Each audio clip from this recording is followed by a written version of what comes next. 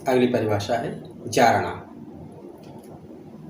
तुतग्रास परिणामो बीड यंत्रादि योगतः जारणा इत्य उच्यन्ते तस्यः प्रकाराः सन्ति कोटिशः। रसरत्न समुच्चय से लिया गया है। विड यंत्र आदि योगता, विड और यंत्र आदि के सहयोग से, सहायता से द्रुत ग्रास परिणामों, द्रुत ग्रास यानी द्रवित ग्रास को पारद में मिलाना या जलाना जारणा इत उच्यन्ते, इसी को हम जारणा कहते हैं। तस्या प्रकारा संति कोटिशः, यह कोटिशः सैकड़ों प्रकार का होता है। दूसरी परिभाषा जारणा ही नाम गालन पातन व्यतिरेकेन ग्रस्त घन हेम आदि रसस्य पूर्वावस्था प्रतिपन्नत्वम, जो कि आयुर्वेद प्रकाश से लिया गया है। जारणा ही नाम गालन पातन व्यतिरेकेन, ऐसी क्रिया जो गालन पातन के बिना ही ग्रस्त घन, ग्रास लिए हुए, घन यानी अभ्रक, हेम आदि, स्वर्ण आदि को रसस्य पारद में मिलाना जारणा कहलाता है। इसमें पूर्वावस्था प्रतिपन्नत्वम, पारद अपनी पूर्व अवस्था में ही रहता है, अर्थात उसके भार में कोई वृद्धि नहीं होती है। जारणा के भेद, कई प्रकार से भेद बताए गए हैं, जिसमें हम सबसे पहले भूचरी जारणा, खेचरी जारणा। भूचरी जारणा जो कि अभ्रक से और खेचरी रत्नों से होता है। दूसरा भेद बाल जारणा, युवा जारणा, वृद्ध जारणा।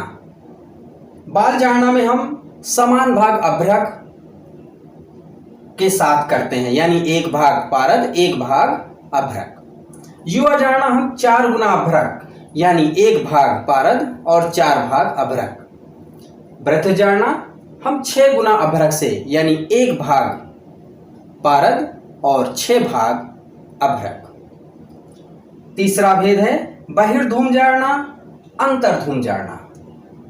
बहिर्धूम जारणा जो कि खुले मुख वाले पात्र में जारणा की जाती है। इसमें हम एक पात्र लेकर के पारद आदि को डाल करके, पारद के साथ गंधक आदि भी होता है, इसमें हम पात्र के मुख को खुला रखते हैं और अग्नि पर हम जारणा करते हैं। अंतर्धूम जारणा, पात्र में हम पारद आदि को हम डाल करके पात्र के मुख को बंद करके अग्नि पर रख करके जारणा करते हैं। जारणा क्रम, जारणा हम कच्छप यंत्र में करते हैं। कच्छप यंत्र में हम पारद तथा गंधक को लेकर के उसमें हम अभ्रक, फिर स्वर्णमाच्छिक, फिर हेम आदि द्रव्य, फिर नाग वंग और सबसे अंत में हम रत्न से जारणा करते हैं। यही जारणा का क्रम है।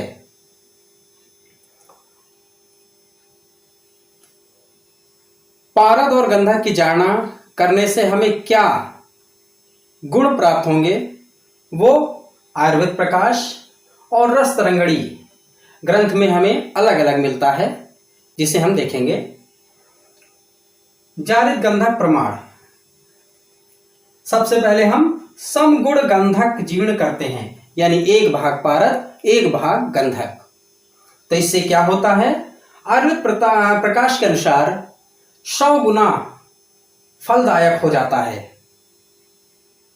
और रस तरंगड़ी के अनुसार सामान्य रोगों का नाश करता है।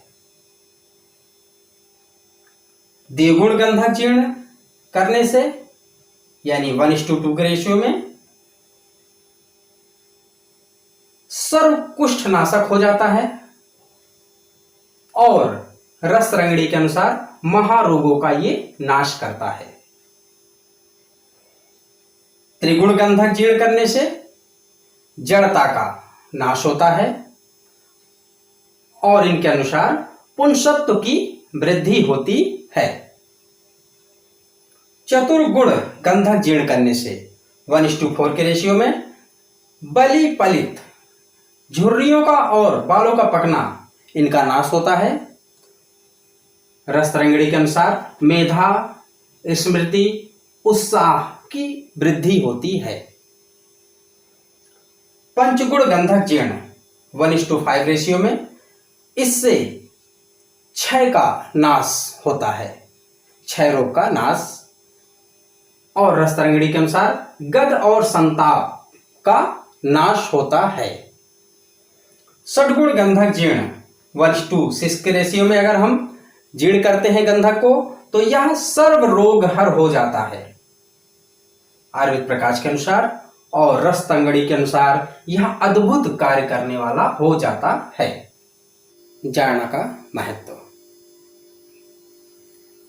रसगुण बलि जारणम बिना अयम ना खलु रुजा हरण क्षमो, जो कि आयुर्वेद प्रकाश में बताया गया है। ये कह रहे हैं ना खलु रुजा हरण क्षमो,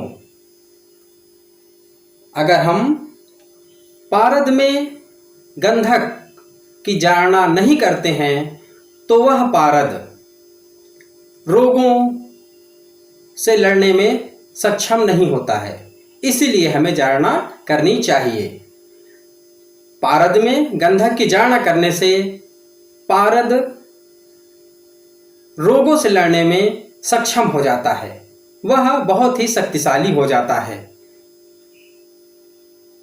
इसके बाद हम मूर्छना देखते हैं। मूर्छना अथ व्यभिचरित व्याधि घातकत्वम मूर्छना, जो कि आयुर्वेद प्रकाश में बताया गया है। अथ व्यभिचरित, निश्चित रूप से व्याधि घातकत्वम, व्याधि यानी रोगों को नष्ट करने की जो क्षमता उत्पन्न करती है वह कहलाती है मूर्छना।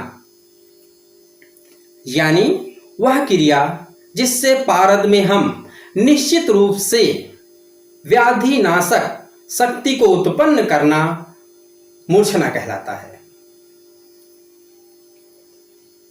तत्व द्विविध प्राभेदेन रसस्य व्यभिचारतः व्याधि घातकता या स्यात् सा मता मूर्छना बुधे, जो कि रसतरंगड़ी में बताया गया है।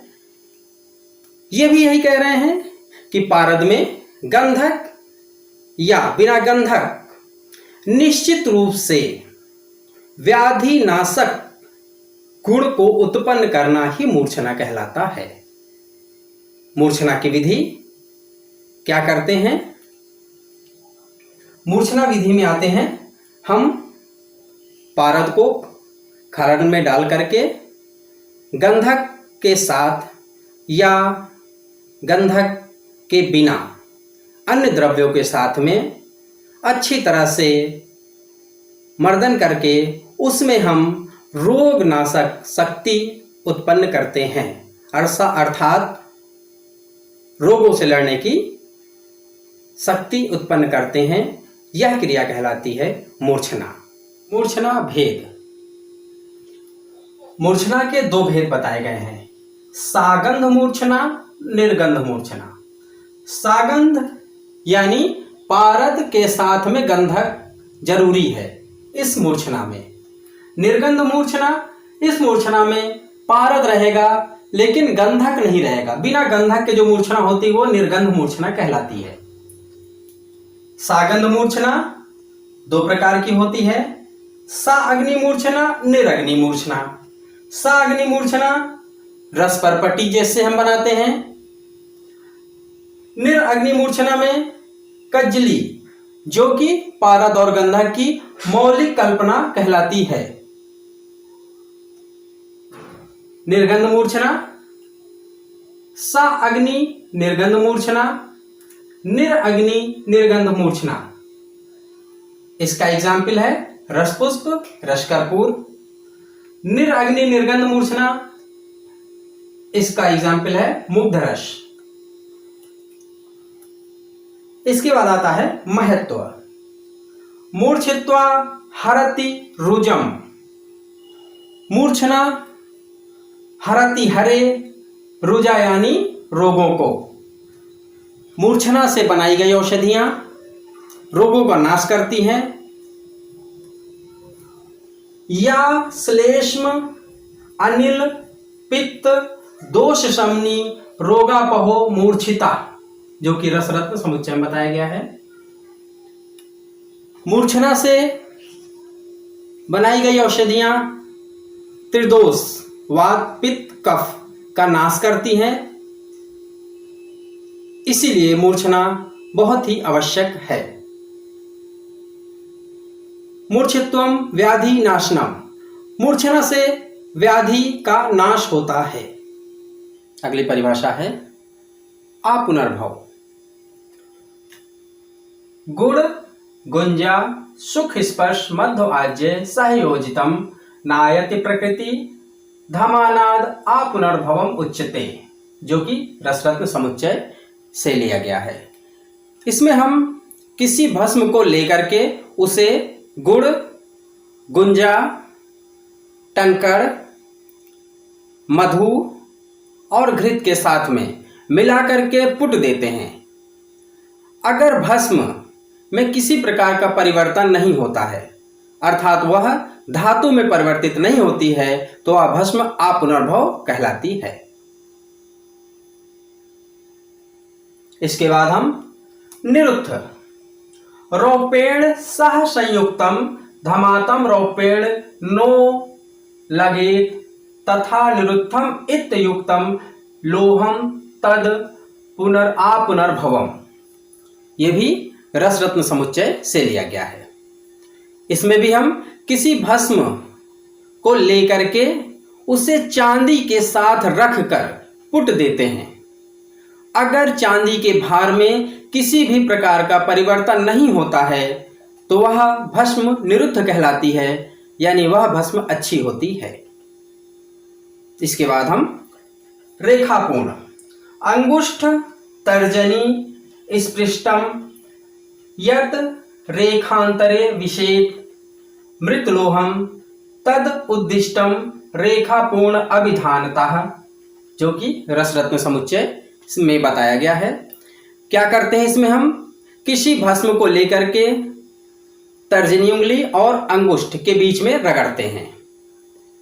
भस्म को उंगली की रेखाओं में अगर भर जाती है तो वह भस्म रेखापूर्ण कहलाती है और यह भस्म अच्छी मानी जाती है। इसके बाद वारितर। मृतम तरति यत्तोय लोहम वारितरम ही तथा, ये भी रसरत्न समुच्चय से ली गई है। वारितर ये भी एक भस्म परीक्षा है। इसमें हम किसी कटोरी में जल लेते हैं और उसको हम स्थिर होने के लिए रख देते हैं। फिर उस जल में हम चुटकी से उठा करके भस्म को डालते हैं धीरे धीरे। अगर भस्म पानी पर तैरती रहती है तो वह भस्म वारितर कहलाती है, जो कि अच्छी मानी जाती है। इसके बाद उत्तम। तस्य उपरि गुरु द्रव्यम धान्यम च उपनयनेद ध्रुवम हंसवत् तीयते वारिण्य उत्तम परिकीर्तिता, यह भी रसरत्न समुच्चय से ली गई है। इसमें क्या करते हैं, जो भस्म हमने कटोरी में डाली है पानी पे तैरने के लिए, उसके ऊपर कोई गुरु धान्य चावल का टुकड़ा उसके ऊपर हम डाल देते हैं। अगर भस्म तब भी तैरती रहती है तो वह भस्म उत्तम मानी जाती है।